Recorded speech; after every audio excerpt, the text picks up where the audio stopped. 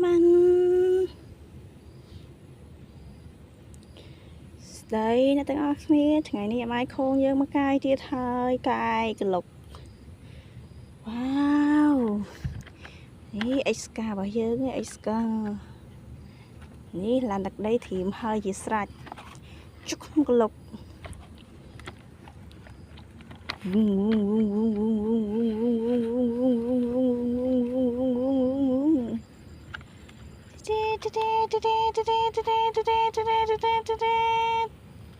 ôi hợp con đây được chả hợp con wow oh my god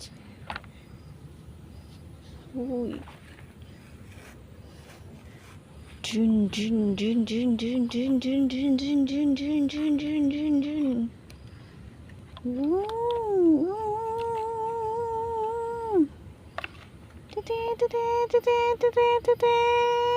phù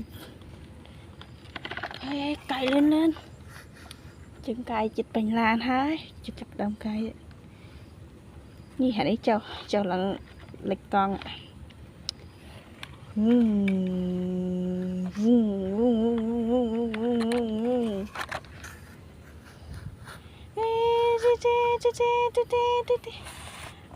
oh no oh no oh my god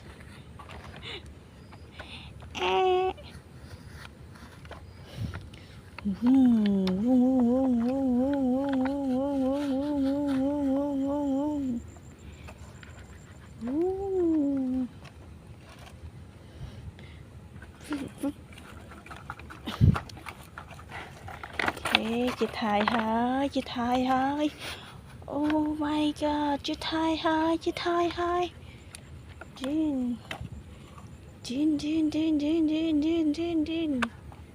wow cài điện má ok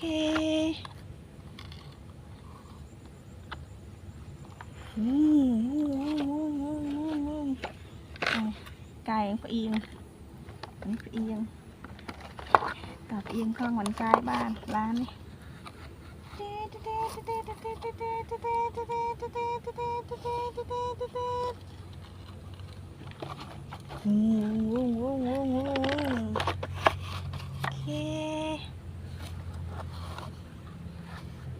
cài tụi ơi nhỉ lan thêm lan nè bạc chầu chạm thì chết chỗ đại việc bạc chầu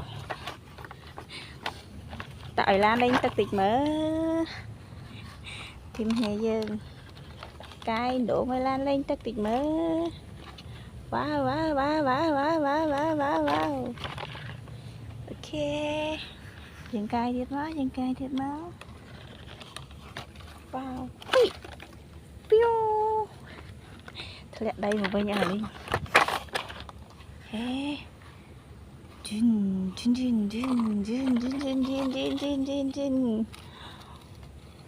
ok bên hai đặt một chạm má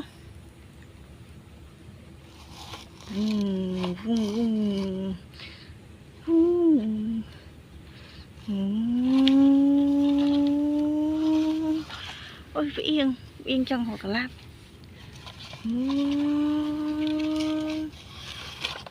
thôi chạ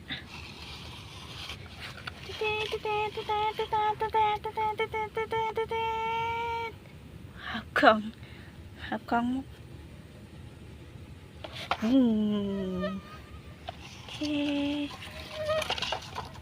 bây giờ ăn đi tại vì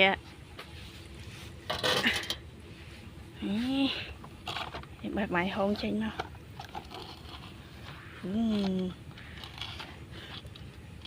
bạc trên mà mày hôn ok cái xong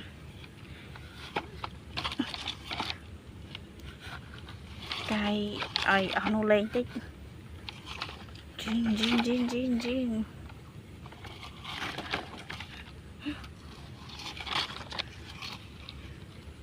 ok lâu dân sạch bọn lan poly muốn kê wow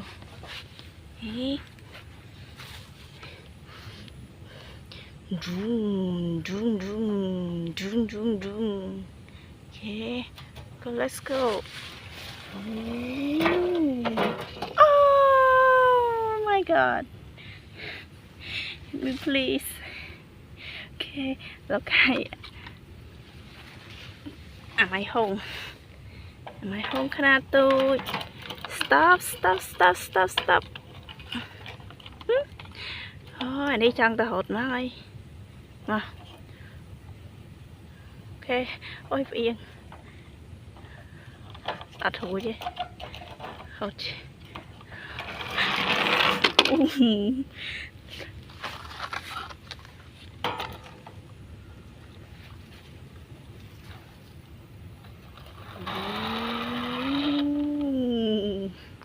Shrub.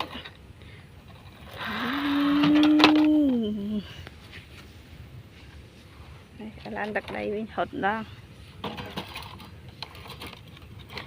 Tại hột từng ớt lan đó. Ok. Đó. Rồi dịch bệnh cái lọc hay. Dịch bệnh cái lọc hay. Ôi. À thôi mi. Stop too.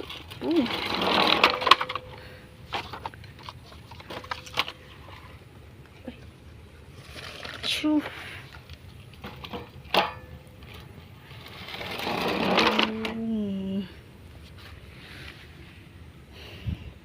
Oh my gosh. Và kết bạn tất cả chăm chúc video coi tiệt thì hot pika lan đây. Ok, bye bye. Thank you so much.